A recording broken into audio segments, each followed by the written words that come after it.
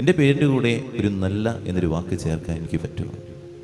അത് മറ്റുള്ളവർ എനിക്ക് ഇട്ടുതരുന്നതാണ്. എൻ്റെ സ്വഭാവം കൊണ്ട് എനിക്ക് നല്ല ഒരു അപ്പൻ, നല്ല ഒരു അമ്മ, നല്ല ഒരു മാതാവ്, നല്ല ഒരു അച്ഛൻ, നല്ല ഒരു രാഷ്ട്രീയക്കാരൻ, നല്ല ഒരു സിസ്റ്റർ എന്ന ഒരു ഓമന പേര് എനിക്ക് തരാൻ പറ്റുമോ?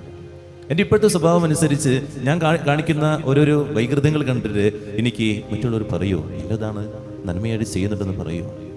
മരിക്കുന്നതിന് മുമ്പ് അല്ലെങ്കിൽ ജീവിച്ചിരിക്കുമ്പോഴൊക്കെ നമ്മൾ ആഗ്രഹിക്കുന്ന കാര്യമാണ് നല്ലത് പറയാൻ, കേൾക്കാൻ. എല്ലാവരും ആഗ്രഹിക്കുന്നതാണ്. ഒരാൾ പോലും തിന്മ കേൾക്കാൻ ആഗ്രഹിക്കില്ല. കുഞ്ഞുമക്കളാണെങ്കിൽ പ്രോഗ്രസ് റിപ്പോർട്ട് ഒപ്പിടാൻ വരുന്ന സമയത്ത് അവരെക്കുറിച്ച് നല്ലത് കേൾക്കാൻ വേണ്ടിയാണ് അവർ ആഗ്രഹിക്കുക. അതുപോലെ മറ്റുള്ളവരാണെങ്കിൽ നമ്മൾ ഓഫീസിലുള്ളവർ നമ്മളെക്കുറിച്ച് നല്ലത് പറയുന്നത് കേൾക്കാൻ നമ്മൾ ആഗ്രഹിക്കുക. നമ്മളിത് എല്ലാവരും നല്ലത് പറയാൻ കേൾക്കാം. പക്ഷെ എന്നാൽ ജീവിതത്തിൽ നമ്മൾ ജീവിക്കുന്ന നമ്മുടെ പ്രവൃത്തിയും അതുപോലെ നമ്മുടെ ആഗ്രഹവും തമ്മിൽ ചേർന്ന് പോകുന്നുണ്ടോ എന്നുള്ളതാണ് നമ്മൾ ചിന്തിക്കേണ്ടത്. നമ്മുടെ പ്രവൃത്തിയും നമ്മുടെ ആഗ്രഹങ്ങളും ചേർന്ന് പോകുന്നുണ്ടോ? അതുകൊണ്ട് നമ്മൾ മരിക്കുന്നതിന് മുമ്പ് നമ്മൾ ചിന്തിക്കണം, നല്ല വ്യക്തികളായിട്ട് മരിക്കണം എന്നുള്ളതാണ് ഏറ്റവും പ്രധാനപ്പെട്ട കാര്യം.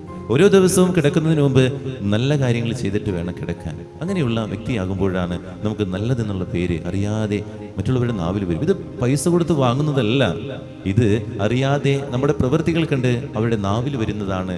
അല്ലെങ്കിൽ ആ വ്യക്തി നമ്മളെക്കുറിച്ച് പറയുന്നതാണ്. അങ്ങനെ എനിക്ക് പറയാൻ, എന്നെക്കുറിച്ച് പറയുന്നുണ്ടോ എന്നുള്ളതാണ് നമ്മൾ ചിന്തിക്കേണ്ടത്. രണ്ടാമതായിട്ട് മറ്റുള്ളവരെ അറിയാനുള്ളൊരു മനസ്സുണ്ടാവുക. എൻ്റെ കുടുംബത്തിലുള്ളവരെ എനിക്കറിയാൻ പറ്റുന്നുണ്ടോ? എൻ്റെ കുടുംബത്തിലുള്ളവരുടെ മുഖമൊന്ന് വാടുമ്പോൾ അല്ലെങ്കിൽ അവരുടെ സ്വരമൊന്ന് ഇടറുമ്പോൾ എന്ത് പറ്റിയെന്ന് ചോദിക്കാൻ. അങ്ങനെ ഒരു ചോദ്യം എൻ്റെ ഉള്ളിൽ നിന്ന് വരുന്നുണ്ടെങ്കിൽ ഞാൻ യഥാർത്ഥ ഒരു ഇടയനാണ് എന്നുള്ളതാണ് നമ്മൾ മനസ്സിലാക്കേണ്ടത്. നമ്മളൊക്കെ ചിന്തിക്കേണ്ടത് തരികയുള്ളൂ, നമ്മൾ ചെയ്യുന്ന കാര്യങ്ങളാണ് ഏറ്റവും വലിയ കാര്യം. മറ്റുള്ളവർ ചെയ്തതൊന്നും വലിയ കാര്യങ്ങളല്ല.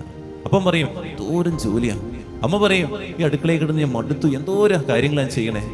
നമ്മളൊരു കാര്യം പറയണം, ഈ അപ്പനും അമ്മയും മക്കളും മാതാപിതാക്കളും പ്ലസ് പ്ലസ് പ്ലസ് ഇങ്ങനെ ഈ ഓരോ പ്ലസ്സും കൂടുമ്പോൾ ഉണ്ടാകുന്നതാണ് കുടുംബം എന്ന് പറയുന്നത്.